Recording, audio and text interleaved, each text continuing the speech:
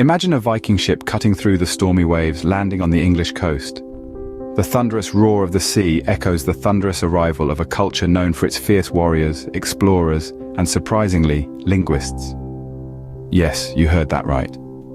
Vikings, the seafaring Norse people from the late 8th to early 11th century, had an unexpected influence on the English language. Today, on Documentify TV, we find out how this is relevant in the English language of today. In their wake, the Vikings left more than just legends of plunder and exploration. They shaped the very language we speak today. As the Viking invasions swept across England, two languages collided. This wasn't just a clash of swords and shields, but also a clash of words and phrases. The Vikings, hailing from the north, brought with them their own Old Norse language, which seeped into the English dialect, particularly in the northern and eastern regions of England. Picture this: you're a Viking, fresh off the longship, and you're trying to ask for a knife to cut your meat. The Englishman hands you a knife. You nod. Knife, close enough. And just like that, a word is borrowed, tweaked, and embedded into a new language. And it's not just nouns. The Vikings had a knack for verbs too, though there's an ongoing debate among scholars about their exact impact. Some argue that the Vikings introduced simpler, more streamlined verb forms into English. So, the next time you call your boss wrathful, thank the Vikings for the perfect adjective. But the Viking legacy is not just in the words we speak. It's etched in the very landscape, in the names of towns and villages that dot the map of England.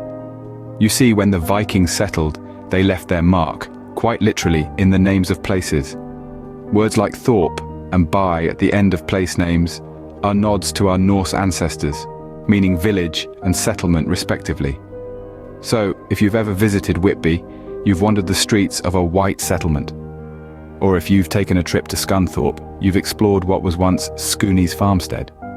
Quite fascinating, isn't it? So, if you live in a Thorpe or a By, you're living in a little piece of Viking history.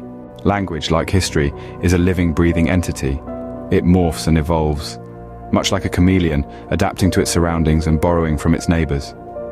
The English we speak today is a testament to this evolution, bearing imprints of various cultures and invasions, including that of the Vikings.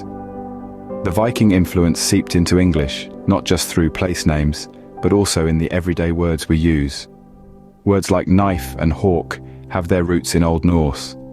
As we converse and communicate, we unknowingly pay homage to these Norse seafarers.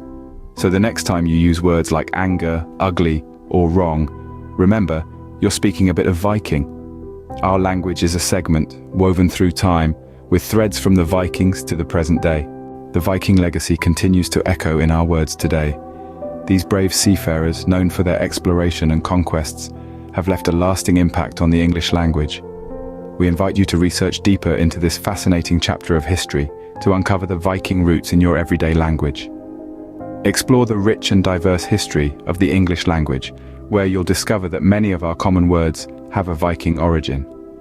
So remember, the next time you say happy, you might just be speaking a little Viking. Do you know any other Norse words that you would like to share in the comments? We enjoy hearing from you. Until then, see you in the next video.